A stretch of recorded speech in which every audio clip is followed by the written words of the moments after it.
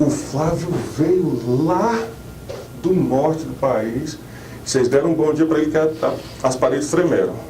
O Osmar, o hotel tremeu. Eu falo bom dia para todo mundo, essa é a vez de vocês. Bom dia, pessoal. Bom dia! Obrigado, já me acalmou. Muito obrigado. Claro que vocês vieram esperando ver a palestra da Vera. Eu não sou a Vera. Ela teve então um problema lá com o voo, ela não pôde participar com a gente. E a Márcia me incumbiu dessa infeliz tarefa. Não, muito feliz, muito feliz. E a gente está feliz de estar fazendo junto com vocês esse evento acontecer. Tá? Muito obrigado, carinho de todo mundo. Eu vou usar o mesmo tema da Vera, porque ela fez um trabalho com muito carinho, com muita tranquilidade, muita graciosidade, e não haveria por que não usar, então, pelo menos o trabalho dela, que ela fez. E eu vou usar, então, os slides dela, a apresentação dela, do PowerPoint, e a gente vai estar falando junto. Vai ser muito tranquilo, ficou muito fácil de abordar esse tema da forma que ela colocou, do jeito que ela planejou aqui. Então a gente vai fazer isso junto, beleza? As visões, ou a visão das religiões tradicionais sobre a criação do ser. Era mais ou menos assim, então. É a criação do espírito, lá no ventre materno, certo? Daí existe o nascimento da criança, do bebê, como o Lucas vai nascer daqui a uns dias, que ninguém sabe o que chama Lucas. A vida do ser, a relação dele, o que nós chamamos de vida, o ser encarnado, a sua experiência na Terra, a morte desse mesmo corpo e uma análise da sua vida, o famoso julgamento. Se a pessoa foi uma pessoa boa, logo ela vai para vai para o céu. Fica todo mundo feliz, né? E vamos todo mundo para o céu. Nem todo mundo. Se a pessoa não foi uma pessoa boa, daí o que acontece com ela? Foi pouco ruim ou muito ruim? Porque tem que ser balanceado isso também. Se ela foi só um pouco ruim, o que acontece com ela? Purgatório. Porém, se ela foi muito ruim, olha o que acontece com ela. Aí um já grita lá, meu Deus, eu não gosto nem de ouvir essa palavra. Quem que vai para o inferno? Aquele lugar tenebroso, de sofrimento eterno. Imagina isso. É difícil da gente conceber essa ideia, não é? Não é. A salvação que as pessoas aguardam, que esperam... Deixa eu tentar ficar do lado. Com licença. A salvação que essas pessoas esperam ou aguardam, nós entendemos como a lei da evolução. O ser evolui, ele progride.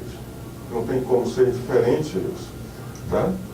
A lei de evolução seria então aí o único determinismo a que está sujeito o espírito. É a da evolução. Pois o universo evolui constantemente.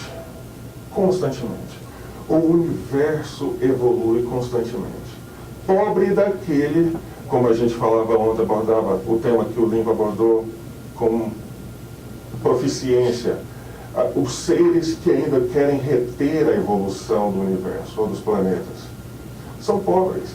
Você acredita mesmo que alguém, um pobre ser como nós aqui, se teria mesmo o direito de falar assim, eu não quero evoluir, eu vou barrar essa evolução porque eu gosto disso aqui tudo, da dor, do que não presta?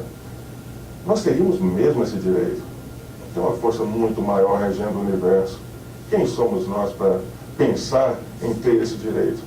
Então, o universo está evoluindo constantemente. Aqueles que não evoluem por vontade própria, se não vai pelo amor, vai pela dor. Não é assim? Então, o universo cria forças e condições para que esse ser seja empurrado, ainda que por dores e sofrimentos. Daí nós temos aí, então, a evolução do princípio inteligente, a criação, então, da forma que nós entendemos, o princípio inteligente começa a se evoluir, tirado lá do fluido cósmico universal, o princípio inteligente, Daí é criado o Espírito por Deus, antes, porém, passando por todos os reinos da natureza, desde o mineral, microbióticos, até o vegetal, o animal irracional, à criação da individualidade do ser humano, o ser consciente. Ainda numa roupagem primitiva, lá no mundo primitivo, onde quer que seja, como o planeta Terra foi um dia, certo? Daí existe a relação na vida terrena. Lembrando que esse processo de evolução do princípio inteligente até a criação do indivíduo, ser com consciência, esse é um processo que leva mais ou menos aí 1 mês e meio, não é isso? Não é isso? 1 semana para cada processo? Não, nós estamos falando aí de alguns milhões de anos. Por isso é que a gente, na nossa pequenez, a gente não consegue nem conceber, porque a gente mal conhece a natureza do nosso próprio planeta.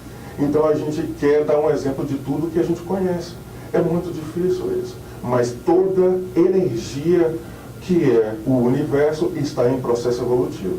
Aos nossos olhos lentos, porque a gente está falando de milhões de anos, né? 1 ano já demora a passar, imagina 1 milhão de anos. Né? Então, esse processo é lento e a natureza não dá saltos. Então, nós temos a vida que nós chamamos, essa de estarmos aqui. Existe logo a morte, o cessar desse princípio vital, desse fluido vital em cada ser vivo. No nosso caso, nós estamos falando do ser humano. E daí existe a volta ao plano espiritual. Então existe a criação do espírito, existe o processo encarnatório como a primeira e o processo de retorno ao plano espiritual, onde é a nossa pátria-mãe, na verdade. Se o ser necessita de um novo ciclo de aprendizado, o que vai acontecer com ele? Bom, se não, ainda, ele continua a sua evolução no plano espiritual. E ele vai estar lá ajudando a Deus na construção de planetas, na manutenção do universo, co-criando com Deus. Porém, se ele ainda necessita, o que vai acontecer? O processo da reencarnação, como todos nós aqui estamos. Desculpa se eu estraguei aí a esperança de alguém já partir direto com, né? Eu vou ser co-criador com Deus, eu estou bonito na foto, desculpa, bobinhos. Não, a gente volta ainda. Ou aqui ou em lugares piores, então cuidado. Então, volta com o processo de reencarnação, preparação para um novo corpo, e isso já não é mais novidade para a gente. Seu ciclo, ela chamou de ciclo de aprendizado, muito bacana. Assim sendo, desde que foi criado então por Deus, o espírito, né, a partir da evolução do princípio inteligente, destinando-se a tornar um espírito puro e ser feliz, auxiliando a Deus. Todos os estados anteriores são transitórios. Então, do princípio da criação ao final, que nós ainda não conseguimos nem mesmo compreender, porque é uma coisa tão alta, a gente fica tentando imaginar, né? Ser feliz desse tanto, um espírito feliz, puro, deve ser morar dentro do Dunkin' Donuts. A gente traz para coisa perto da gente, não. É viver uma churrascada, imagina, com churrasco. Aí o outro, não, eu sou vegetariano, eu já estou mais evoluído, eu quero viver numa plantação de alface. A gente sabe que não é muito bem desse jeito. A gente mal consegue conceber essa ideia de felicidade plena. A gente tenta trazer para pertinho da gente, né? Coisas palpáveis para nós ainda, essa felicidade. Então, aí está a justiça de Deus. Esses processos transitórios de evolução. Por quê? Porque nós precisamos evoluir e dificilmente alguém vai evoluir em uma existência ou em duas. É muito difícil isso de acontecer. O destino dos espíritos, então. Olha só. Temos aí o céu e o inferno. Está bem escuro, né? A gente lê. Segundo a doutrina espírita, então, o céu é um estado de espírito, como a gente ia falando. Após a morte, será o seu destino será de acordo com a sua realidade íntima, o que nós somos, suas obras e sua evolução. Você foi realmente bom? É claro que tem algo melhor te aguardando no plano espiritual, assim como a gente confirma essas informações dos livros da doutrina espírita constantemente.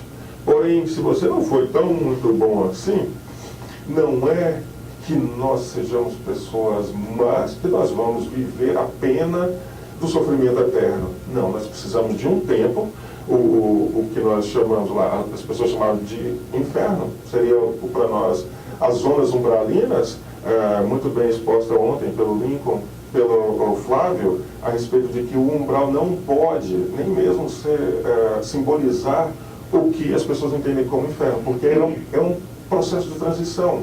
Nós estamos ali espiando e expurgando o resto que a gente não conseguiu enquanto encarnado. Então, há uma grande possibilidade de nós nos encontrarmos lá. Fiquem tranquilos. O famoso purgatório. Realmente ficou bem escuro, mas a gente vai tentar ler, pelo menos. Então, estão ali. O que a gente se entende? Foi tirado lá do Livro dos Espíritos, a questão 1012, tá? De novo, é toda uma apresentação da Vera, com muito carinho. Vera, se estiver assistindo, obrigado. Dores físicas e morais. O tempo de expiação. Quase sempre na Terra, se começa na Terra, como nós entendemos, é que fazeis o vosso purgatório, e que Deus vos obriga a expiar as vossas faltas. O que o homem chama purgatório é igualmente uma alegoria, devendo se entender como tal, não um lugar determinado. Não existe um lugar como o bairro, né? Eu vou para o bairro, eu vou para a cidade tal. Não tem essa localização. O estado dos espíritos imperfeitos que se acham em expiação até alcançarem a purificação completa. Esse é o lugar onde eles se encontram, se afinizam se agrupam por afinidades.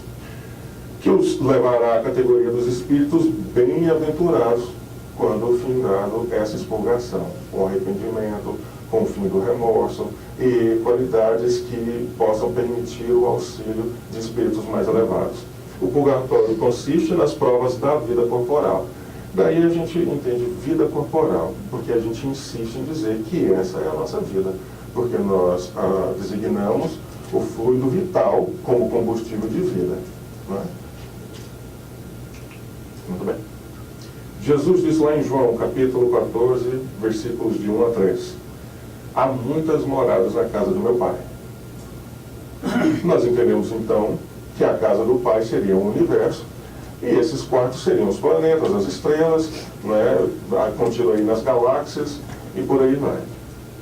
De acordo com o adiantamento de cada espírito, eles vão mudando de casa. Por exemplo, quando a gente chega aqui, imigrante, a gente mora no basement com pulga, dorme num colchão no chão, não é assim? Divide apartamento com 15 mexicanos brasileiros, né? Um apartamento de um quarto, eles revezam, um dorme em pé, uma vez na semana, e por aí a gente vai. O tempo vai passando, aí a gente conhece o Goodwill, né? Conhece o Walmart, e aí a gente, eu posso alugar um quarto, não é, na casa de alguém, eu vou ser roommate.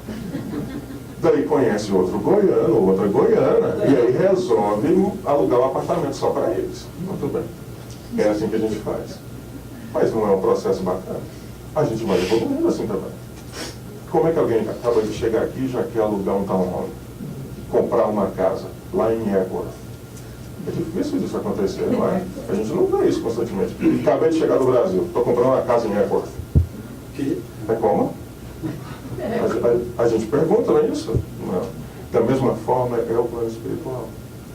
Os mundos estão separados por classificações e para grau evolutivo, e os espíritos que vão habitar esses mundos estão de acordo com a sua evolução, certo?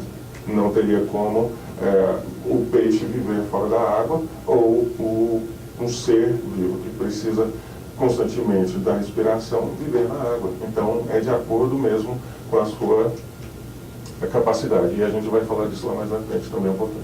Então, o que é o mundo espiritual? Pergunta-se. E ontem a Valquíria falou disso também, muito bacana, a forma das esferas, porque a gente vai estar ali separado isso daqui no meio, eu não sei se vocês conseguem ver, é o planeta Terra no caso, certo? Daí tem a primeira esfera, que alguns chamam de primeiro céu, o segundo céu, o terceiro, onde eles tiraram a informação do Cidade do Além, essa estrelinha que seria onde estaria localizado o nosso lar, até a sétima esfera, é igual como a Valquíria falou ontem a respeito do sétimo céu, né? Estou no céu. Seria realmente viver no Dunkin' Donuts, com o café e o Donuts ali a hora que quisesse, a rosquinha, imagina.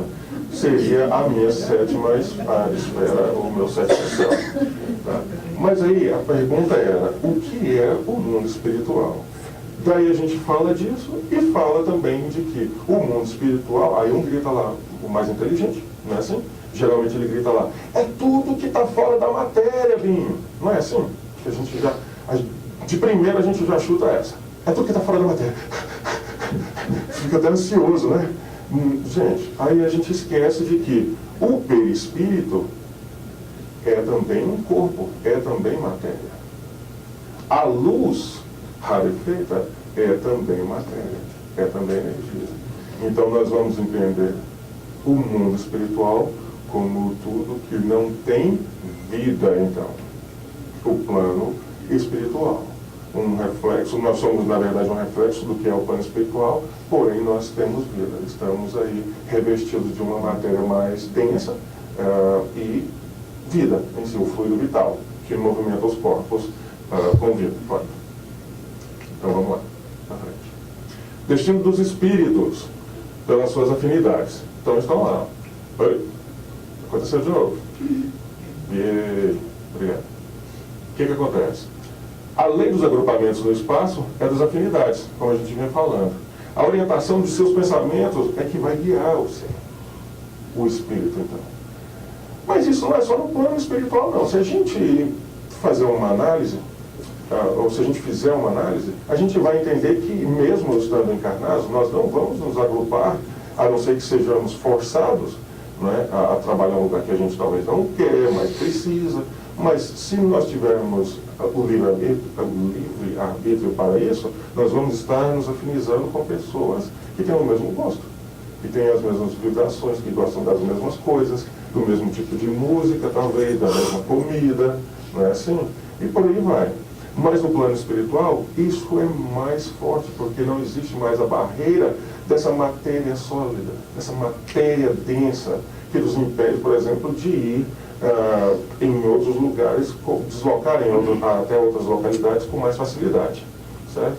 Então, no plano espiritual, as pessoas vão se agrupar, os espíritos vão se agrupar pelas afinidades, pelo que pensam.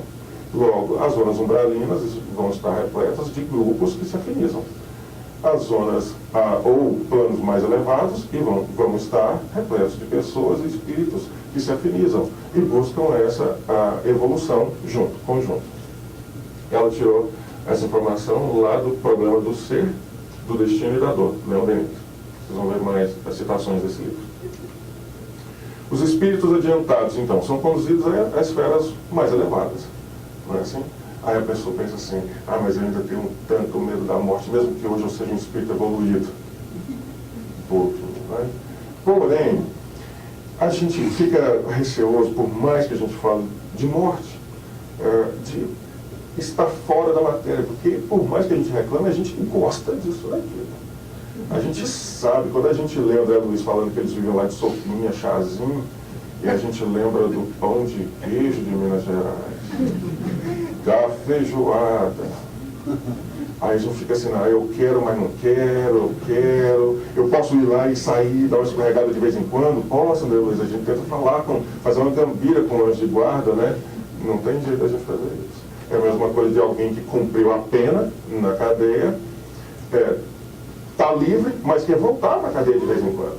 Não, eu vou sair, eu gosto da liberdade, mas tem dia de eu entrar lá para ver meus amigos, lá preso, de vez em quando? Posso? Não pode. Aí vai fazer outro crime, né? Os espíritos atrasados, então. Alguns gravitam um tempo em torno dos familiares, os ambientes do trabalho, do lar, ciclo social, porque ainda estão apegados às pessoas, às coisas, aos bens terrenos. Algumas pessoas ainda ficam, e não necessariamente são pessoas más, ou querendo promover o mal. Elas ainda estão apegadas, porque ainda não sabem como amar. Então estão apegadas às coisas e às pessoas. Não querem deixar aquele ambiente, mas é necessário deixar, a gente precisa entender isso. Outros são atraídos para regiões inferiores, onde eles vão estar ali suprindo seus vícios, encontrando com pessoas que vibram da mesma forma, na mesma sintonia, e formando os agrupamentos nas zonas umbralinas que nós chamamos, então. Estágios nos planos inferiores. Olha só, o grau de materialização, esse é o ponto que eu já citei no começo. Não tem como a gente pegar um espírito muito inferior e colocar numa esfera celeste, num plano evoluído. Ele não vai resistir às vibrações daquele mesmo planeta. Ele não vai resistir àquilo. São energias muito rarefeitas e muito luminosas. É como realmente tirar alguém de um lugar muito escuro e colocar diante de holofotes. A pessoa não vai conseguir enxergar, ela não vai conseguir resistir àquelas vibrações. E não haveria também, então, justiça divina, bem aí mesmo. Né? Então, nós entendemos que o envoltório material está de acordo com a capacidade daquele espírito de resistir às intempéries daqueles planetas que eles habitam. E logo nós entendemos que o homem, comparado ao macaco, por causa da sua vestimenta, nos princípios desse planeta, da habitação humana nesse planeta, né, era uma aparência grotesca, porque o corpo requisitava aquele tipo de vestimenta, aquela vestimenta, para sobreviver aí, então, no planeta. Né? Perfeito. Deixa eu ver. Estágios nos planos inferiores ainda. Nós estamos falando de pessoas e espíritos que vão permanecer nesses lugares até que ocorra a mudança. Vamos voltar a falar dos imigrantes que chegam nos Estados Unidos. Nós, o brasileiro, a maioria, eu não sei dos outros estados, mas em Goiânia a gente fala alto, a gente ri alto, a gente dá gargalhada, aí a gente chega aqui nesse país, aí todo mundo fala mais baixo. Você não vê festa até 3 horas da manhã com o som na garagem e os vizinhos tudo louco assim, chamando a polícia. A gente não costuma ver isso. A gente começa a se readaptar a certas realidades do meio que a gente está convivendo. É um exemplo simples, mas é isso que a gente está falando. Para a gente passar por um lugar mais civilizado, um planeta mais civilizado, nós vamos ter que nos melhorar e nos adaptar para viver naquele lugar, naquele planeta, naquele país. Nós precisamos disso. Nós precisamos. É um mérito, então, que Deus vê em nós, a nossa força para buscar melhorar e poder habitar um lugar melhor. Mais ou menos assim que a gente vai. Bacana. A verdadeira propriedade. Quando as pessoas perguntam assim, o que é que você tem? Aí eu tenho uma fazenda, um monte de gado, cavalo, eu tenho um carro do ano, mas já não gostei, eu estou precisando trocar esse. E tudo isso é seu? Não, eu devo para o banco, mas é meu, né? Mas é meu, eu estou usufruindo. Então a gente pensa assim, o que é que realmente nós temos? Nós não temos nada. Nem o corpo que reveste o nosso espírito é nosso. Mas nós vamos ser responsáveis pelo que nós fazemos com ele. Deus empresta algumas coisas para nós, usufruir, para que a gente possa continuar prosseguindo na nossa caminhada. E a luta pelo bem-estar é uma lei natural, e a gente não pode negar isso. Mas colocar isso acima dos bens morais é que a gente não deve. Tá? Então, o que nós temos mesmo, na verdade, é o que nós angariamos para o nosso espírito. Conhecimento, melhorar as nossas qualidades morais, vencer o orgulho, o egoísmo, não é? Ser mais, ter mais compaixão para com o próximo, entender que o perdão é necessário não só para nós, porém para com o outro também, que está do nosso lado. Não é? Então a gente precisa entender isso, e isso é tudo que a gente vai levar. Como o Espírito Pascal deixou lá o recado no Evangelho segundo o Espiritismo, capítulo 16, no item 9.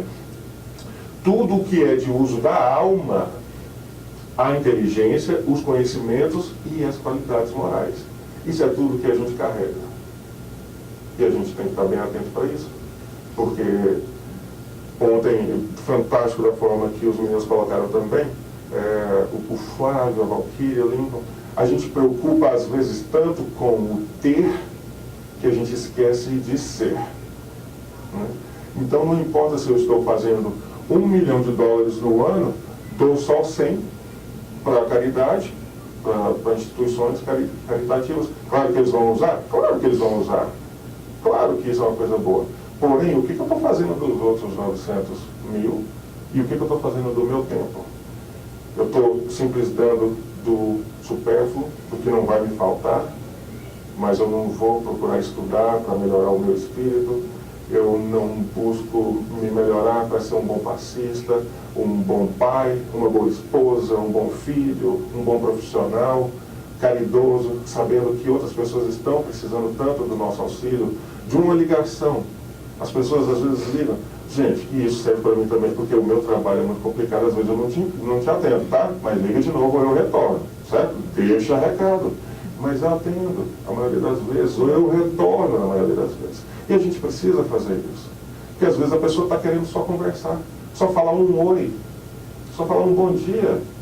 E a gente precisa disso. A gente precisa dar um abraço. A gente precisa dizer para as pessoas que a gente gosta delas, que elas são importantes para nós no dia a dia. Não vamos deixar isso passar batido. Na visão lá de Kardec, lá no Livro dos Espíritos, a questão 642. Olha só a pergunta de Kardec e a resposta do Espírito para ele. Para agradar a Deus e assegurar a sua posição futura, a famosa salvação, não é?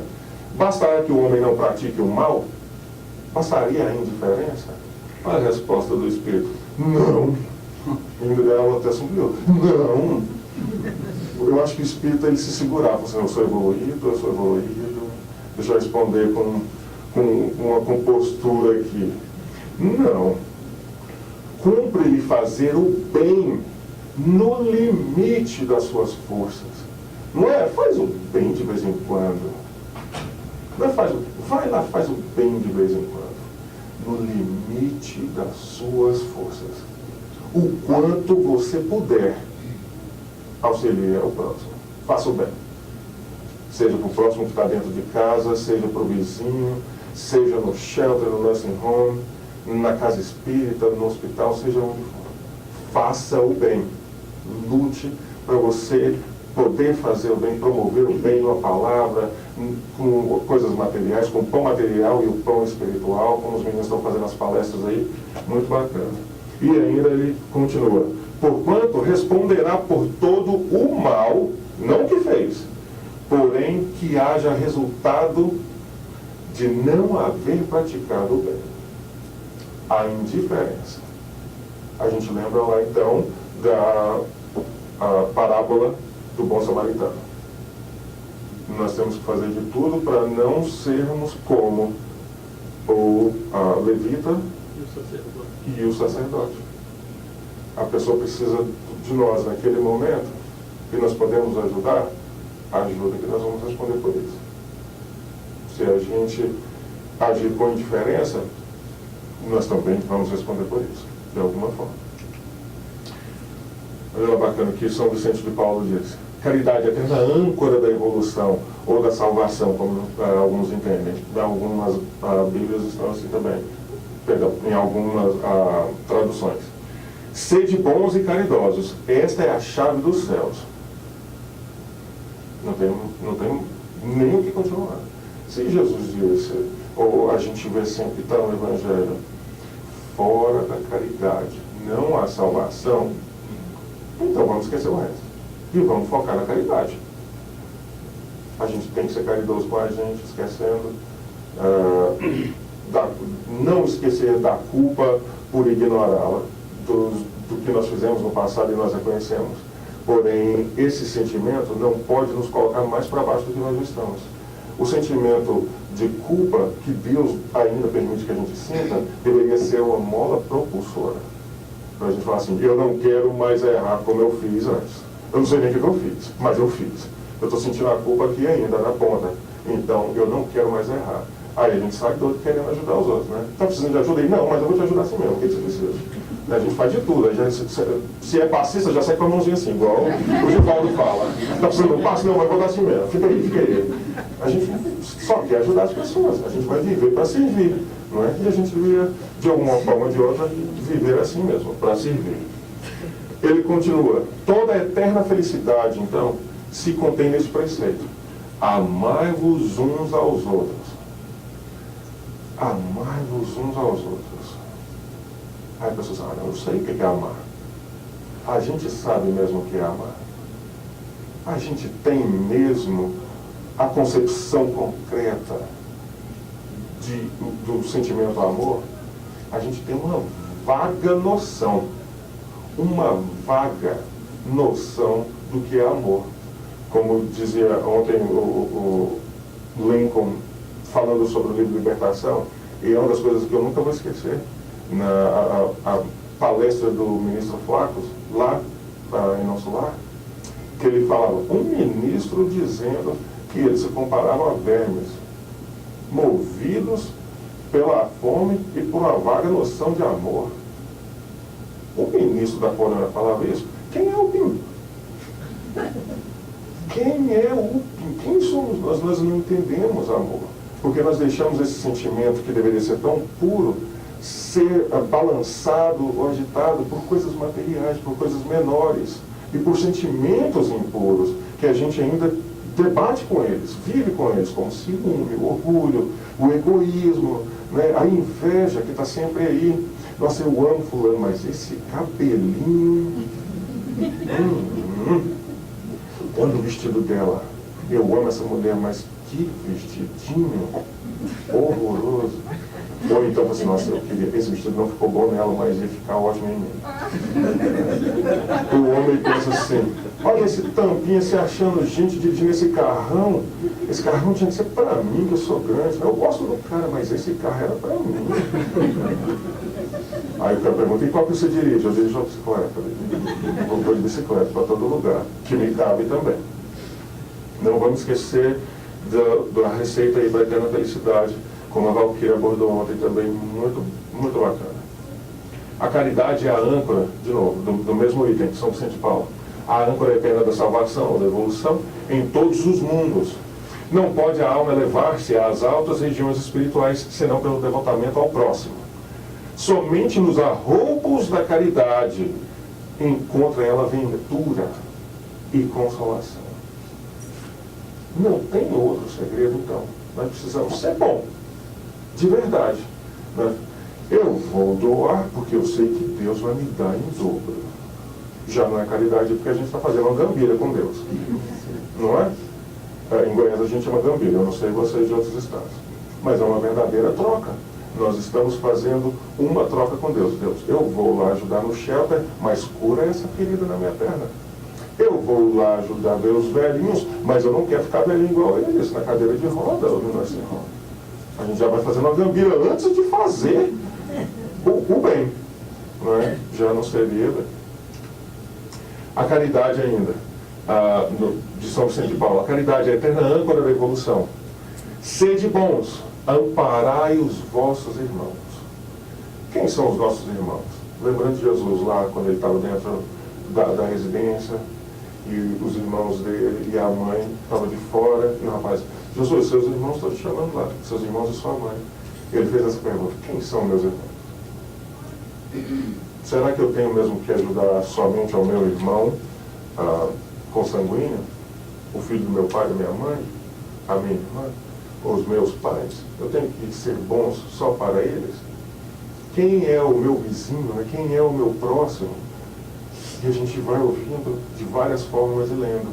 O próximo é aquele que está mais próximo. Alguém que está do seu lado, às vezes está precisando de você, que você deixa no lar para ir ajudar outros. Aí você chega e abraça, beija todo mundo, mas a pessoa que está do seu lado se sente só. O seu filho se sente só. Aí você supre essa ausência com um videogame, com um computador novo, com bens materiais. Então eu não posso ficar com ele hoje, não posso ensinar a tarefa, mas está aqui um videogame novo, para juntar com os outros 5 que você já tem. A gente não deve fazer isso. A gente precisa realmente lutar para demonstrar esse afeto para as pessoas. A gente conversava, eu e o Lene, a respeito da cultura das famílias americanas, de muitas delas, de não demonstrar o afeto. Até gosta, mas não demonstra com um abraço, com um beijo, com uma conversa tranquila, né? E a gente sofre com isso. A civilização, a raça humana sofre com isso. Ela ainda colocou a respeito desse outro conto que eu achei fantástico, a forma que ela colocou. Jesus ensinou que o reino dos céus, prometido, está dentro de nós. Porque muitas pessoas ficam loucas procurando o tal do reino do céu. Onde é que está o reino do céu? Onde é que está o reino do céu? Aí procura na igreja, procura no santo, procura na vela acesa, vai em tudo quanto é lugar procurando o tal do reino do céu. Aí abre um livro uma hora e vê. O reino do céu está dentro de você. Você que não descobriu ainda. O que está faltando então? Aí a gente sofre com isso. Porque a gente sabe que não está num lugar externo, de uma forma concreta. Está dentro da gente. E a gente não consegue achar. O segredo está dentro de mim e eu não sei como achar. Como? Tenta ver. Olha aqui dentro da minha boca. Vê se você consegue achar aqui dentro de mim. Jesus falou, está dentro de mim. Olha aqui pelo meu ouvido. Não tem jeito. Nós precisamos descobrir esse segredo de ser feliz, como a Valquir falou ontem, dentro de nós. Dentro de nós. A gente está em paz com a gente mesmo. Eu errei muito, não nego para ninguém. Mas eu sei que eu estou num processo evolutivo e com o tempo Deus vai me dar condições de estar reparando esses débitos, esses erros. Um processo de aprendizagem. E isso tem que me ajudar a ser melhor a cada dia mais. E não a sofrer, eu não presto não. Eu sou um crápula. Eu sei que eu não tenho mais jeito nessa encarnação. Vou deixar para salvar na próxima. Vou continuar tocando terror aqui. Não é? Está dentro de nós. Depende de cada um vivenciar os ensinamentos de Jesus, absorver de verdade, não é? Para tornar-se uma pessoa melhor. Olha só, está meio escuro aqui, mas esse é um quadro, na verdade, a figura de um quadro da Akiane, acho que é assim que fala o nome dela, em português seria, não sei. O quadro chama-se Príncipe da Paz. Essa é uma jovem daqui dos Estados Unidos e ela começou a pintar muito jovem e um dom magnífico. Quando eu vi o slide que a Vera tinha preparado com a foto dele, eu falei, olha que fabuloso, que fantástico. Esse rapaz que está na foto, ela queria pintar alguém com a imagem de Jesus. Ela queria pintar Jesus. E ela não sabia, ela falou assim, eu não sei como é Jesus. Eu tenho uma ideia de como ele pode ser, mas eu não sei como é Jesus. Eu quero pintar um quadro com a sua imagem. Quando na sua casa entra não mais nem menos do que um carpinteiro, esse moço. Um carpinteiro. Entrou lá na casa dela. E ela olhou para ele e falou, achei meu Jesus. Moço, o senhor vai posar para mim. E eles conversaram, e claro que ele concordou, está aí a figura. Ela pintou o moço, o quadro chama-se Príncipe da Paz, o nome dela é Akiane, e está na internet, o blog dela, a página dela, procurem porque é bacana. Mas o interessante da gente falar não só da figura, de como ela buscou expressar a vontade dela de pintar Jesus. Ela sabia o que era Jesus, quem foi, quem é, mas ela queria expressar essa devoção a ele por uma obra dela. O que acontece? Olha só, quem fez isso? Vem, papai, mexer aí. Jesus não veio para nos salvar, porque muita gente ainda acredita que ele morreu na cruz por nós. Isso é o que mais me deixa triste. Como que alguém vai morrer na cruz por mim? Sofrido, machucado. Eu ia ficar triste se alguém fosse para a cadeia por minha causa, ainda mais morrer por minha causa, pelos meus pecados. Não é bem assim. Ele veio para ensinar o caminho, para que cada um de nós, com os nossos próprios esforços, possamos encontrar com Ele, ou viver o reino do céu. Viver o reino do céu mesmo aqui, estando encarnado. A evolução é uma conquista. Esse é outro quadro da mesma moça, da mesma menina, de perfil, como se ele estivesse fazendo uma adoração. A cada um será dado de acordo com as suas obras. Então eu não posso esperar que eu receba o que eu não mereço. Como o Flávio falou ontem, não tem como eu colher o que eu não sei. Como é que eu vou plantar grama e colher alface? Não tem como isso acontecer.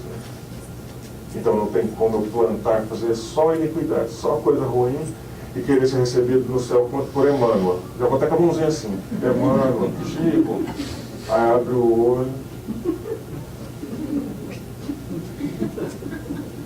Vai ver o Gregório. Aí eu vejo o Gregório. Aí eu vejo o Gregório no livro de meditação. Aí eu falo, não, me volta. Jesus, por favor, me volta, eu preciso de outra oportunidade. Assim não. Segundo as nossas obras, o que estamos fazendo? Quanto tempo estamos dedicando para o bem, para o próximo? Assim? E aí vem um recadinho. Vem, segue-me. Recado de Jesus. Vem, segue-me. Venham, sigam-me, filhos.